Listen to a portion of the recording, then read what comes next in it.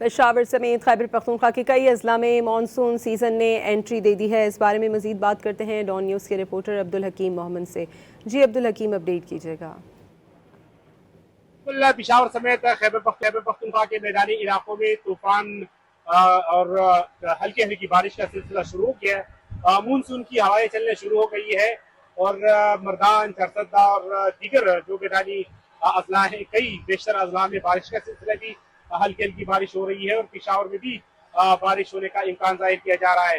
महकमे मौसमियात के मुताबिक जो मानसून हवाओं और बारिश का सिलसिला है वो आज से शुरू होने का था और हवाएं शुरू होने का और बादल छा जाने की वजह से जो पेशावर और खैबर पख्तूनख्वा के कई मैदानी इलाकों में जो गर्मी की शदीद लहर थी उसका खात्मा हो गया है और दर्जे हरारत जो है काफी गिरकर मौसम खुशगवार हो गया है।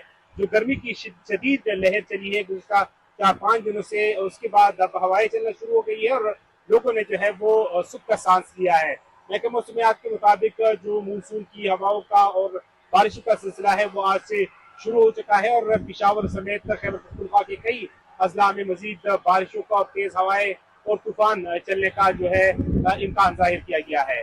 जी बहुत शुक्रिया अब्दुल हकीम मोहम्मद आपका।